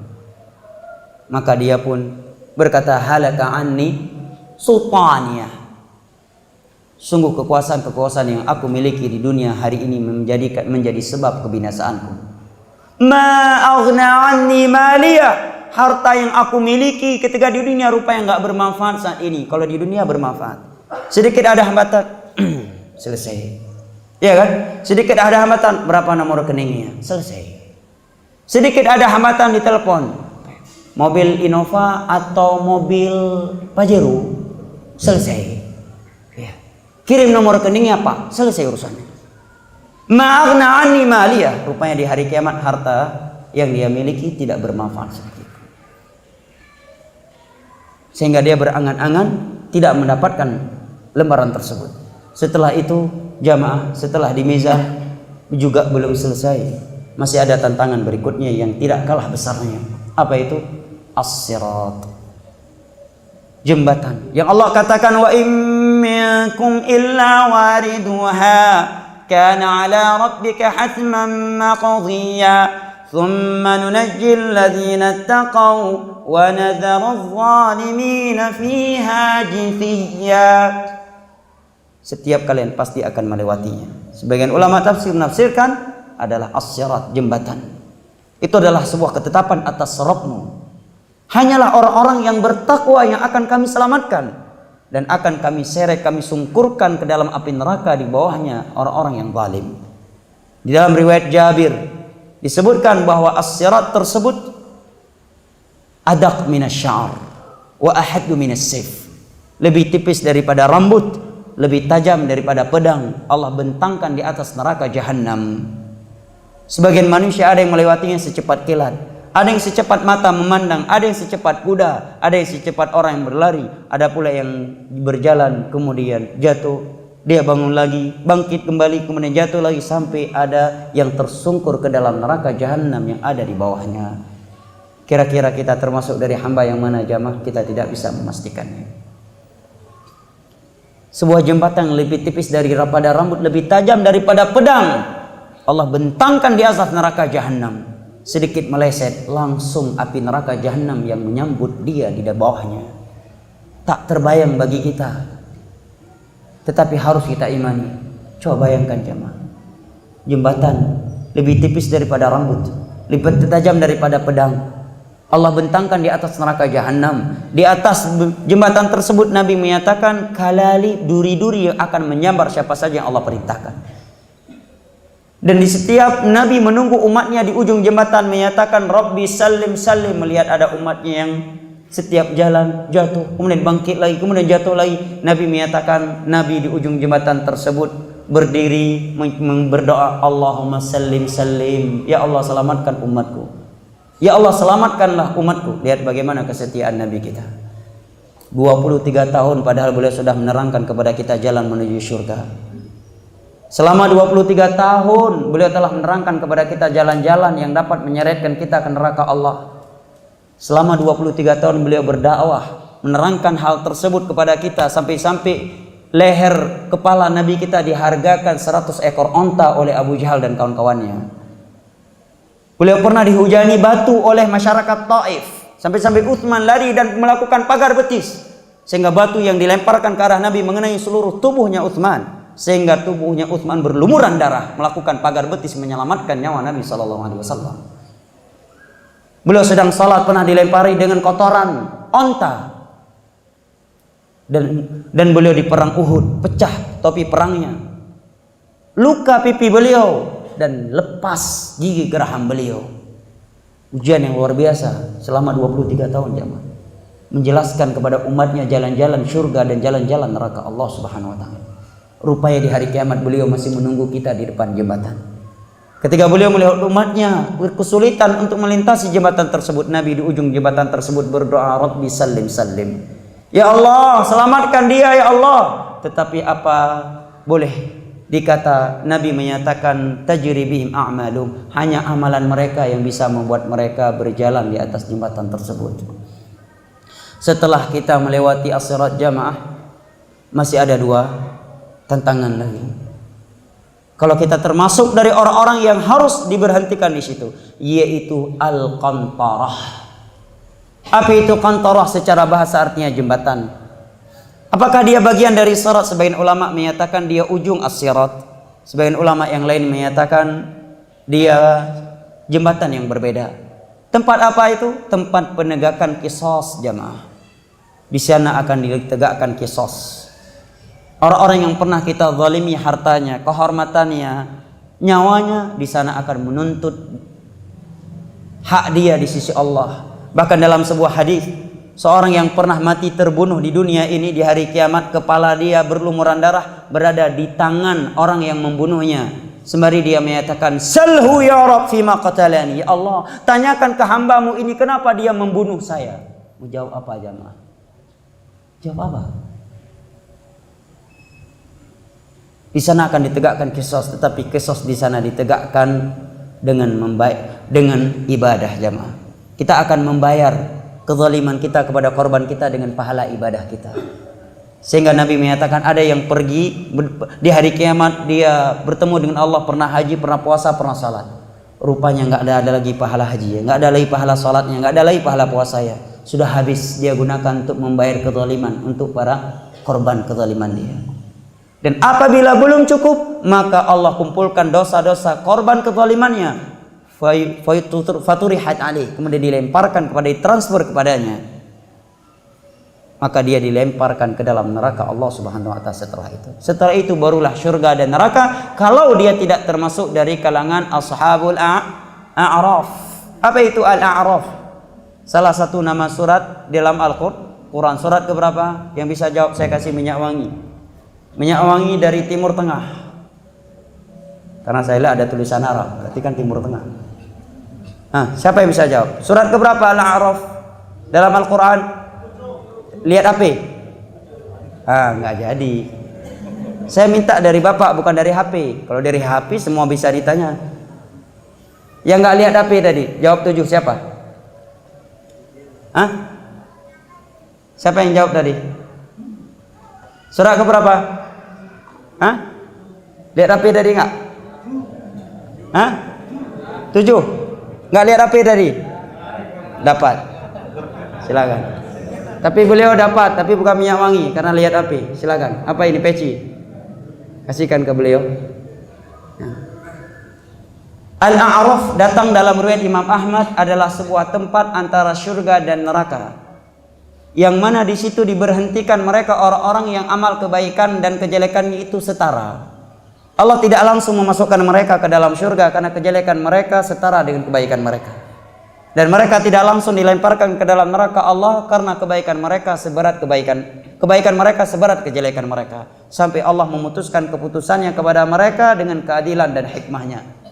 Dimasukkan ke dalam surga langsung atau Allah membakar dan membersihkan mereka di dalam surga di dalam neraka yang terlebih dahulu. Setelah itu baru surga dan neraka jamaah. Dan satu hari, di hari itu paling pendek Allah katakan ka'alfi sanatin mimma ta'udun, seperti 1000 tahun di dunia ini. 1000 tahun itu hari yang paling pendeknya. Sebagian hari yang lainnya di hari kiamat khamsina alfa sanah, seperti 50.000 tahun jamaah. Siapa yang mampu bertahan? Dan Nabi bersabda tentang neraka, inna ahwana ahlin nari adaban yaumal qiyamah la rajulun yudha'u tahta rijlihi jamratan fayaghli minhuma dibagh. Penghuni neraka yang paling ringan siksaannya adalah seorang hamba yang diletakkan 2 bara api di bawah kakinya lantas meleleh dan mendidih otaknya. Hadis riwayat Al-Imam Al-Bukhari dari Nu'man bin Bashir radhiyallahu anhu. Bara api diletakkan di bawah kakinya, otak ikut meleleh dan mendidih jamaah.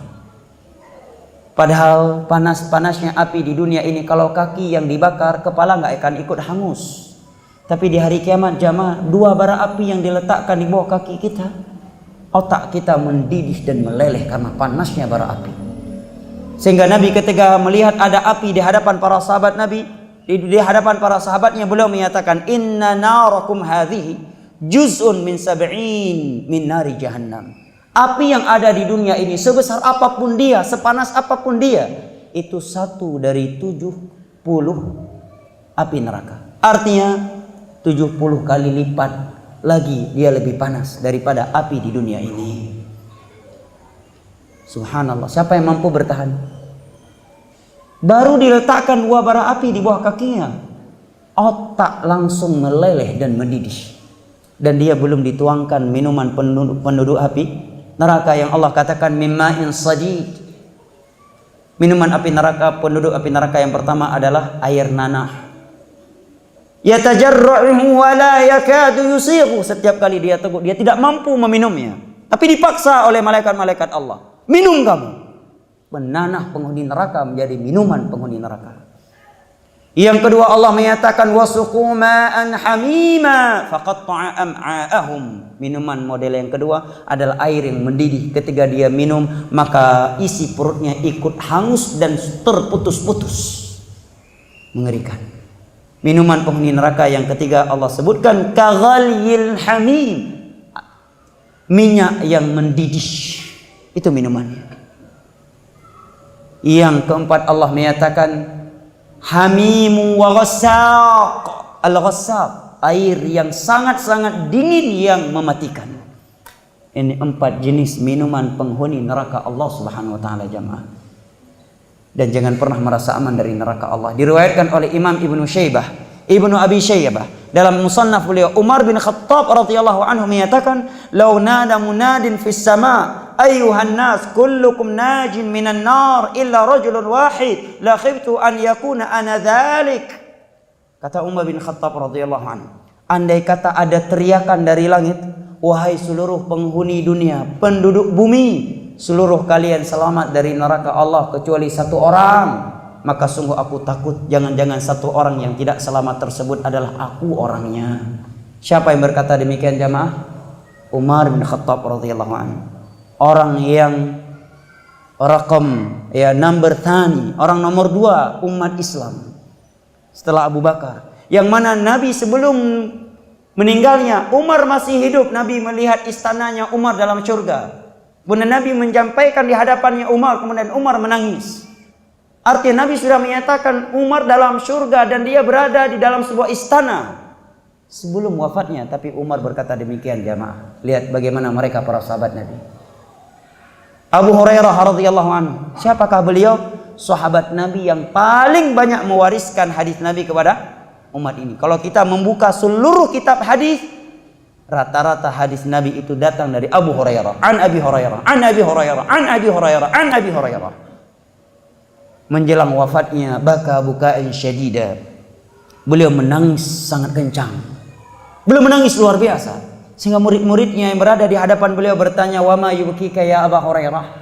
Wahai Abu Hurairah, kenapa engkau menangis seperti ini? Engkau sahabat Nabi, keutamaan kamu jelas. Coba bayangkan.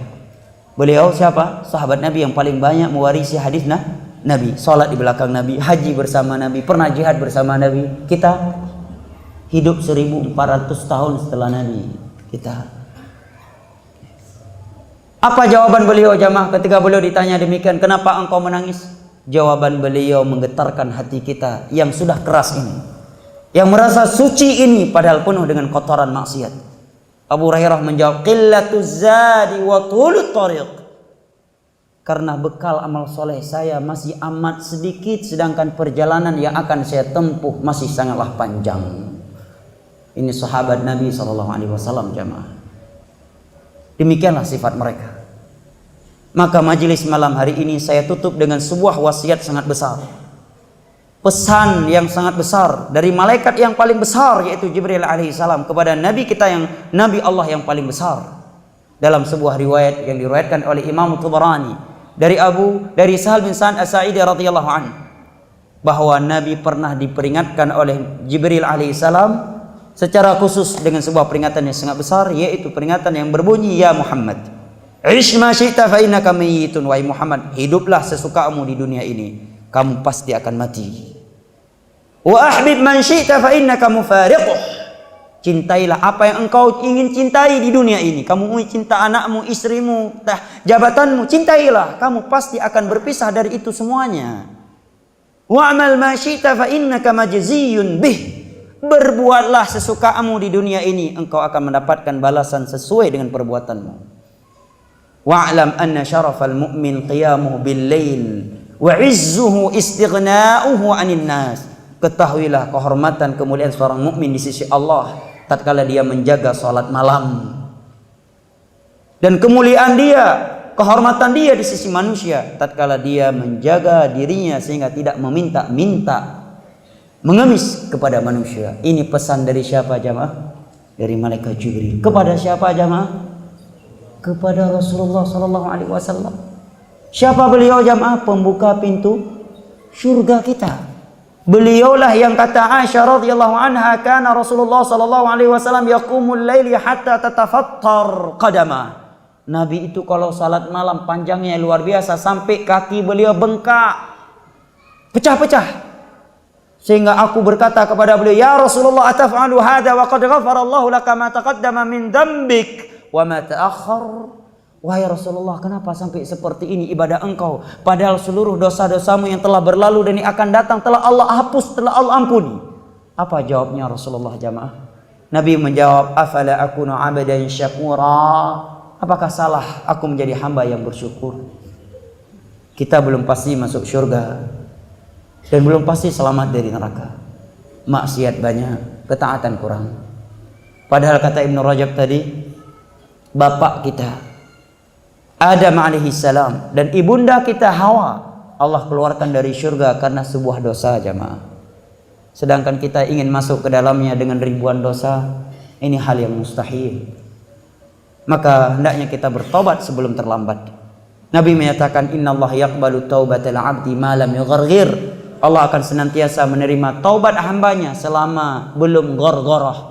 Ghargharah ada dua penjelasan dari ulama. Penjelasan yang pertama, ghargharah adalah nyawa yang ditarik sudah sampai di tenggorokannya. Makna yang kedua, azab Allah sudah di hadapannya yang mana dia yakin pasti akan mati.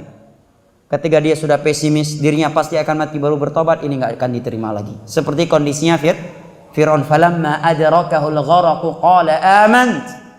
Ketika Fir'aun sudah tenggelam, al-gharaq sudah sampai di lehernya, baru dia menyatakan aku beriman. Maka Allah menyatakan al-an wa qad asai, sekarang baru.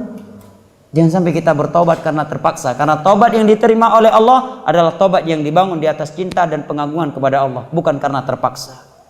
Na'udzubillah, kita bertobat dalam tsunami sudah di hadapan kita, bumi sudah Allah belah di hadapan kita, dan kita sedang berada di dalam diskotik. Na'udzubillah, kita sedang berada di atas maksiat, dan lebih parah dari itu kita sedang berbuat syirik. Kita sedang berbuat syirik karena dosa syirik satu-satunya dosa atau salah satu dosa ya, yang membuat pelakunya kekal dari neraka Allah. Dalam keadaan kita mati dalam keadaan kita mencetus ibadah-ibadah baru dalam agama Allah yang diancam oleh Nabi nggak akan masuk ke dalam telaga beliau karena telah banyak memperbarui agama beliau. Mudah-mudahan apa yang telah kita simak pada malam yang berbahagia ini bermanfaat. Lebih dan kurangnya saya mohon maaf. Dan di sini ada beberapa pertanyaan, namun karena waktu yang sudah habis, gimana? Kita jawab pertanyaan atau bagaimana? Kita jawab, baik. Tentunya kita jawab sesuai dengan kemampuan yang Allah berikan kepada kita, karena Allah berfirman, fattaqullaha mastata'tum, la yukallifullahu nafsan illa wus'aha. Dan saya bukanlah orang yang ahli ilmu, dan saya orang yang sangat dangkal ilmunya, tetapi Allah menyatakan wa amma sa'ila fala tanhar. Di antara maknanya pertanyaan itu dijawab. Nah, di sini ada pertanyaan, saya selalu ingin mempersiapkan diri untuk kematian. Semua kita demikian. Hanya saja terkadang ini sekedar ucapan, tidak kita indahkan dengan perbuatan. Menangis, takut kalau ingat dosa-dosa yang pernah saya lakukan. Tapi ketika kehidupan dunia kembali, ya Allah Ustadz, berat ujian yang harus dihadapi. Apa nasihat Ustadz kepada saya? Apa ujiannya? Berarti pertanyaannya apa nasihat karena beratnya ujian? Nasihatnya bersabar, itulah nasihatnya Allah. Ya kan? Wasbir kama sabara ulul azmi minar rusul. Bersabarlah engkau. Nabi aja masih diperintah oleh Allah untuk bersabar. Seperti sabarnya ulul azm. Siapa? Nabi Ibrahim. Apa ujian beliau jamaah? Bapaknya sendiri nggak mau menerima dakwah beliau. Bukan sekedar masyarakatnya. Bapaknya sendiri, ayahanda beliau. Apa kata ayahanda Nabi Ibrahim? Ya Ibrahim, la illam tantahi la arjumannaka wahjurni maliya. Wahai Ibrahim, kalau kamu nggak berhenti dakwah seperti ini, kamu saya rajam. Saya rajam kamu. Dan kamu harus tinggalkan saya. Bukan masyarakatnya yang berkata demikian, ayahanda beliau sendiri. Ujian yang luar biasa jauh. Ini jauh lebih berat, lebih menyedihkan daripada kita dilempar dengan batu oleh orang lain. Bapak kita sendiri menyatakan, kalau kamu nggak berhenti dari dakwah ini, wahai Ibrahim, la arjumannak, saya rajam kamu. Ucapan Nabi, ayahanda Nabi Ibrahim. Setelah itu apalagi jamaah ujian menimpa Nabi Ibrahim, beliau ditelanjangi karena Allah Subhanahu wa taala, kemudian dilemparkan ke dalam api yang sangat besar, dilempar dari jarak jauh. Dilempar ke dalam api jamaah. Bukan sekedar dilempar dengan batu. Atau paling dahsyat kita sekarang dilempar pakai Facebook dilemparnya. Paham ya? Dilempar pakai Facebook, dibully di Facebook, nggak sakit, nggak kena. Apalagi kalau kita nggak punya Facebook. Kalau ada orang yang kirim screenshot Facebooknya, baru mungkin kita galau dikit. Tapi kalau nggak punya Facebook, nggak galau kita. Nabi Ibrahim bukan dengan Facebook dilempar. Beliau bukan pakai Twitter dilempar. Beliau bukan pakai media sosial dilempar, enggak. Bukan pakai YouTube beliau dilempar. Beliau dilempar ke dalam api yang sangat besar. Ujian dari Allah Subhanahu wa taala. Tapi beliau mengatakan hasbi Allah wa ni'mal wakil ketika dilemparkan. Malaikat turun menawarkan bantuan Jibril alaihissalam. Apa jawab Nabi Ibrahim? Kalau ke kamu enggak, cukup hasbi Allah wa ni'mal wakil. Maka langsung Allah menampakkan kekuasaannya. Allah sebutkan dalam surat Al-Anbiya, ya nar kuni bardan wa salaman ala Ibrahim. Wahai api, mendinginlah kamu dan selamatkan Nabi Ibrahim. Nabi Ibrahim dilempar ke dalam api, enggak terbakar, keluar dalam keadaan selamat. Enggak masuk akal. Tetapi innama amruhu idza arada li syai'in an yaqula lahu kun fayakun. Tidak ada yang mustahil bagi Allah. Ujian besar jamaah, kita ditelanjangi jamaah. Kalau sekedar kita ditangkap, ditampar-tampar begitu ya, diseret-seret masih mending. Ini udah ditangkap, ditelanjangi. Ditelanjangi di hadapan halayak ramai, enggak malu? Hah? Mengerikan jemaah. Bapaknya ada, enggak bela? Enggak bela. Bahkan bapaknya menyatakan, ya Ibrahim la illam tantahi la arjumannaka wahjurni maliya. Kalau kamu enggak berhenti dari dakwah ini, kamu saya rajam dan kamu saya usir. Bapaknya sendiri berkata demikian. Meminta tolong siapa lagi? Ujian luar biasa jemaah, ditelanjangi jemaah. Makanya Nabi menyebutkan di hari kiamat ketika tiupan sangkakala yang kedua manusia dibangkitkan dari kuburan, yang pertama kali Nabi lihat berpakaian adalah Nabi Ibrahim. Karena ketika di dunia beliau sudah pernah ditelanjangi karena Allah Subhanahu wa taala di jalan Allah. Ujian besar. Ulul azmi yang pertama, Ibrahim alaihissalam. Siapa lagi? Musa alaihissalam. Dalam banyak surat Allah terangkan. Dalam Al-Baqarah ada cerita Nabi Musa. Ya, ada dalam sekian surat ada. Dahsyat. Ya, sangat dahsyat. Dikejar oleh Firaun dan bala tentaranya. Allah perintahkan lari ke laut, ke pantai. Begitu sampai di pantai mau lari kemana lagi? Di depan sudah air laut jamaah. Sampai Bani Israil bersama Nabi Musa menyatakan inna lamudrakun. Musa, Firaun dan bala tentaranya sudah semakin dekat. Udah saling falamma tara'al jama'ani, udah saling lihat. Firaun dan bala tentaranya dengan Bani Israil sudah saling lihat, saking dekatnya. Maka Bani Israil menyatakan, kita sudah ditangkap wahai Musa. Nabi Musa tegus, kalla inna ma'iya rabbi sayahdin. Tidak, Allah yang memerintahkan saya membawa kalian ke sini. Perintah Allah pasti nggak akan sia-sia. Allah bersamaku akan memberikan petunjuknya. Setelah itu Allah perintahkan Musa untuk memukul tongkat. Pada tongkat, apalah arti tongkat? Sangat kecil.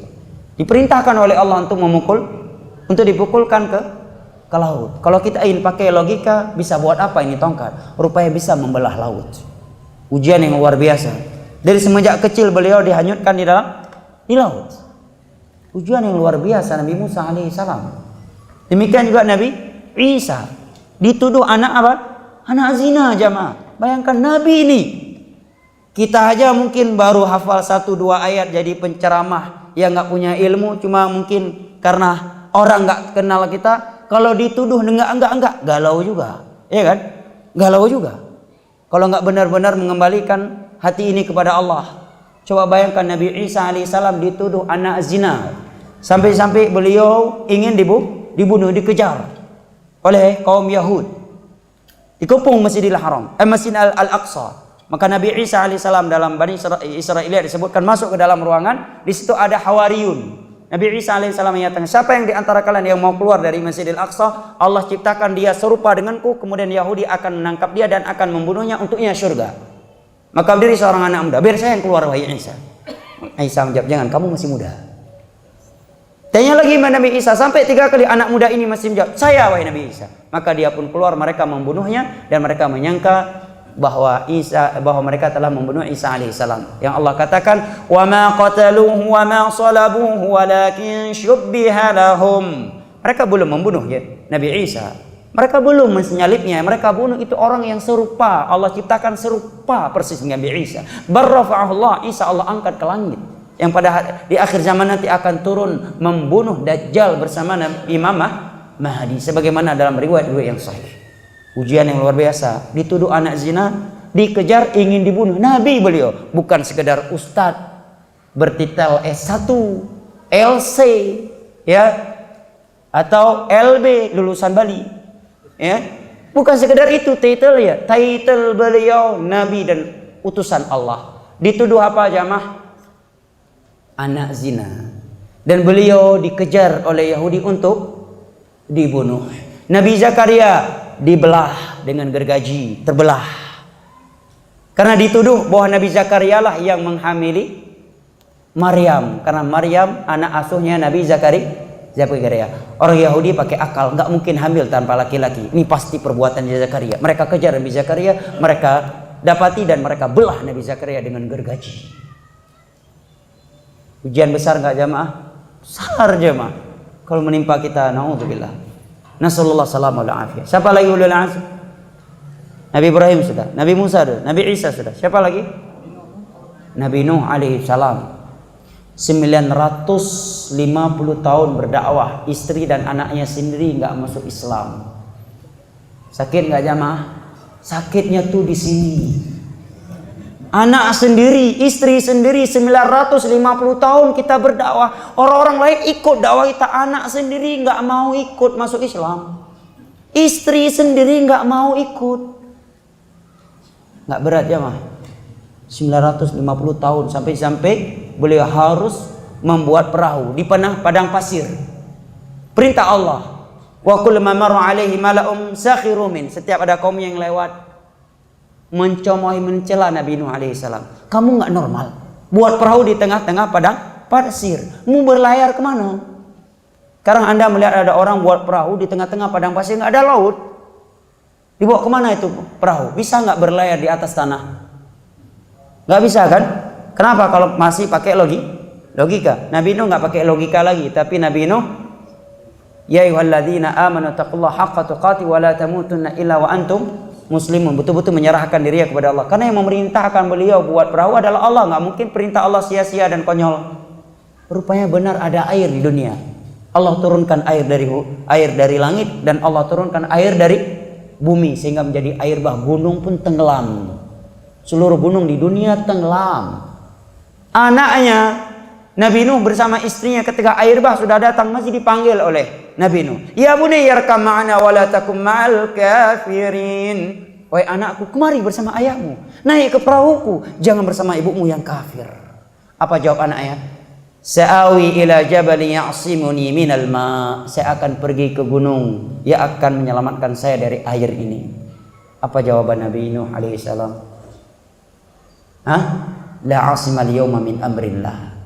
Tidak ada yang bisa selamat dari azab Allah hari ini.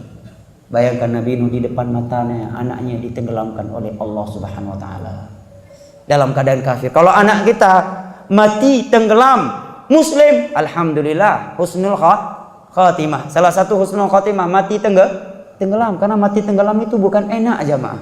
Pernah antum tenggelam? Pernah merasakan kan? Itu belum mati kayak gitu, masih di sungai. Nabi Nuh alaihissalam di depan matanya, anaknya ditelan oleh air bah. istrinya juga. Nggak sedih jamaah? Sedih. Berapa lama beliau dakwah? 3 hari? 7 hari? 40 hari? 40 bulan? Berapa? 950 tahun jemaah. Itu ujiannya. Nabi Muhammad perlu cerita lagi, lebih luar biasa lagi. Luar biasa lagi. Berat sekali Ustaz ya istiqomah. Ya berat. Kalau nggak berat enak bukan istiqomah namanya, itu istirahat namanya. Kalau yang namanya istiqomah ya pasti berat. Kalau mau enak ya istirahat namanya. Maka Nabi menyatakan ad-dunya sijnul mu'min wa jannatul kafir. Hadis riwayat Imam Muslim dari Abu Hurairah radhiyallahu anhu. Dunia ini bagaikan penjara bagi seorang muslim mukmin. Dia jalan dikit ada aturan, haram. Jalan dikit, wajib harus lakukan. Haram, wajib, haram. Tetapi begitu dia mati, langsung Allah balas. Ya. Dan ketenangan di dunia pun hanya bisa dirasakan kalau dia berada di atas garisnya Allah. Ala bidzikrillah tatmainnul qulub. Bersabar. Nasihat yang kedua, banyak berdoa kepada Allah Subhanahu wa taala. Banyak membaca kisah-kisah para nabi, para sahabat Nabi yang diuji oleh Allah dengan ujian yang luar biasa. Kita tahu Nabi pernah diuji oleh Allah 3 tahun di blokade Wadi Bani Hashim, sehingga tidak ada makanan dan minuman. Nabi dan para sahabat, ya, istri-istri mereka, sampai-sampai mereka harus memakan dedaunan di dalam lembah tersebut. Anda masyarakat secara Singaraja pernah sampai saking krisisnya harus memakan dedaunan di pohon-pohon yang ada? Belum pernah kita, ya kan? Nabi udah pernah, para sahabat kita udah pernah, sahabat beliau udah pernah. Sampai bayi-bayi mereka menangis dan suara tangisan mereka terdengar ke Mekah. Sampai orang-orang yang masih musyrik nggak setuju dengan perbuatan Abu Jahal. Kita udah kelewatan, udah nggak manusiawi. Dia masih musyrik nih padahal. Nggak tega dengar suara tangisan bayi para sahabat Nabi. Nabi dikepung sekian tahun, 3 tahun di blokade Bani Hashim. Ya. Wadi Bani Hashim, sampai-sampai harus memakan dedaunan yang ada di pohon. Bayi mereka menangis meraung-raung karena tidak ada ASI dari ibu mereka, karena ibu mereka tidak mengkonsumsi kecuali dedaunan dari pepohonan. Sekian tahun jemaah. Nabi pernah salasatu ahillah fi syahrin, 3 kali bulan hilal, 2 bulan penuh dapur tidak hidup jemaah. Tidak hidup dapur bukan karena sedang piknik, sedang traveling sehingga makan di warung, bukan. Tetapi diuji oleh Allah, yang beliau makan hanya al-aswadan, hanya kurma dan air putih. 2 bulan turut-turut, nggak ada makanan di rumah. Kita bilang ujian luar biasa, baru sekali ujian. Pas ada nikmat lupa dia bilang lagi dapat nikmat. Begitu sekali dapat ujian, masya Allah ujian ini berat sekali. Baru sekali Allah uji. Nikmat yang lain luar biasa, padahal nikmat Allah, wa in ta'uddu ni'matallahi la tuhsuha. Nikmat Allah nggak pernah bisa kita hitung. Nah, wallahu a'lam bishawab. Pertanyaan yang terakhir, Pak Ustadz, bagi perempuan yang belum menikah, jomblo syariah. Masya Allah ada istilah baru nih. Saya dapat ini di Bali nih, di Singaraja ada jomblo syariah rupanya di Singaraja. Singaraja kan namanya daerah kan? Iya. Selama saya menjadi Muslim baru ini dapat istilah baru, jomblo syariah. Masya Allah, nggak tahu bagaimana syariahnya. Jomblo syariah bagi perempuan yang belum menikah, dalam kurung jomblo syariah. Amalan-amalan apa yang harus dilakukan agar segera dipertemukan jodohnya? Masya Allah. Jodoh itu bagian dari rezeki. Wa ma 'indallahi la tunalu bi ma'siyatih, kata Nabi. Fa ajmilu fi talab fa inna ma 'indal, Nabi menyatakan hadis lebih panjang lagi, ma min nafsin tamutu illa wa qad istukmila rizqah. Fa ajmilu fi talab fa inna ma 'indallahi la tunalu bi ma'siyatih. Nabi menyatakan seluruh nyawa yang bernyawa ini udah Allah berikan, tentukan rezekinya. Tidaklah dia mati kecuali udah sempurna rezekinya. Jodoh bagian dari rezeki. Nah, kalau Ustaz saya mati belum nikah, jodohnya dalam surga. Jodohnya dalam surga nanti. Kata Nabi SAW, rezeki itu seperti kematian. Kemana kamu lari, dia akan mengejarmu. Dan Nabi SAW menyatakan, maka bersungguh-sungguhlah kalian, carilah rezeki itu dengan cara yang baik, karena rezeki yang ada di sisi Allah nggak akan diperoleh dengan cara bermaksiat. Sebagian wanita dia khawatir, kalau saya pakai jilbab seperti ini, busana syar'i seperti, nggak ada orang yang kenal saya, nggak tahu kaum lelaki saya cantik, bagaimana saya bisa laku? Mulai syaitan memberi bisikan. Akhirnya dia masuklah ke dunia pacarisasi. Akhirnya bukan malah dapat jodoh, malah yang dia dapat akhirnya malah buaya darat. Setelah digigit dibiarkan begitu saja. Na'udzubillah min dzalik. Fa inna ma 'indallah la tunalu bi ma'siyati. Rezeki yang halal yang berkah di sisi Allah enggak akan pernah bisa diambil, diperoleh dengan cara bermaksiat. Yang kedua, bertakwa kepada Allah. Wa laqad wasayna alladziina utul kitaba min qablikum wa iyyakum an ittaqullah. Wa may yattaqillaha yaj'al lahu makhraja wa yarzuqhu min haitsu la yahtasib. Akan Allah berikan solusi. Allah berikan rezeki dari jalan-jalan yang tidak ia prediksi. Tiba-tiba datang cover boy meminang, masya Allah. Ya, cover boy syariah lagi, pinjam istilah tadi. Masya Allah, dia nggak pernah buka aurat, nggak pernah berpikir. Tiba-tiba cover boy syariah datang meminang. Pinjam istilah yang nulis tadi. Cover boy syariah datang meminang, masya Allah. Ya. Sebab apa? Takwa tadi. Wa may yattaqillah yaj'al lahu makhraja wa yarzuqhu min haitsu la yahtasib. Ketiga, yang memerintahkan kita menjalankan agamanya adalah Allah. Mungkinkah gara-gara menjalankan agama Allah kita sengsara? Mungkin. Kalau kita berkeyakinan demikian, bisa batal Islam kita, karena berarti kita telah menuduh Allah mendolimi kita. Allah Hakim, Allah Rahman, Allah Rahim. Wa ma rabbuka bidzallamin lil abid. Mungkinkah kita hidup sengsara, kita nggak bisa bahagia gara-gara bertakwa kepada Allah? Fir'aun aja nggak sampai seperti itu menyangka kepada Allah. Kenapa kita mukmin menyangka seperti itu kepada Allah? Kan itu konsekuensinya. Kalau dia berarti nanti saya nggak bisa bahagia, berarti secara tidak langsung dia menuduh Allah akan membuat dia sengsara kalau dia bertakwa kepada Allah. Kan itu maknanya. Ya kan? Seperti orang ketika adzan dikumandangkan Allahu Akbar, ada niat salat tapi sedang jualan. Kalau dia pergi salat, mulai kalkulasi matematikanya jalan. 1, 20, 30 menit. Ini bisa laku 20 bungkus. 1 bungkus untungnya 10.000. Kali 20 bungkus berapa? 200.000. Ditinggalkan sholat asar. 200.000 sholat asar. 200.000 sholat maghrib. 200.000 di sholat isya. Berapa? 300.000 kali sebulan berapa? 9 juta keuntungan hilang gara-gara pergi sholat berjamaah. Secara tidak langsung dia menyangka apa? Dia akan dibuat sengsara, hilang rezekinya gara-gara bertakwa kepada Allah. Secara tidak langsung dia menuduh Allah bersifat zalim. Mana makna kalimat fikih Asmaul Husna kita? Ar-Rahman, Ar-Rahim, Al-Hakim, Al-Alim, Ar-Razzaq. Kita kemanakan fikih Asmaul Husna kita? Sebagian wanita dia pesimis, kalau saya pakai busana syar'i ini siapa yang bisa? Ya. Siapa yang bisa melamar saya? Ingat, al-arwah junudun mujannadah, kata Nabi. Manusia ini, ruh manusia ini, nyawa manusia, jiwa manusia ini seperti bala tentara di medan perang. Bagaimana bala tentara di medan perang? Kalau dia lihat ada tentara lain, simbolnya sama, pasti dia akan merapat. Kan begitu? Kalau dia simbolnya simbol lawan ini, pasti dia akan menjauh. Demikianlah manusia. Dia lihat wanita saleh, dia ingin cari saleh, dia akan cari. Siapa itu? Akan dia tanya-tanya, akan dia pinang. Karena dia tahu, ini cocok buat saya. Enggak mungkin cover boy syariah cari calon istri dalam diskotik, nggak mungkin, ya kan? Nggak mungkin. Ya.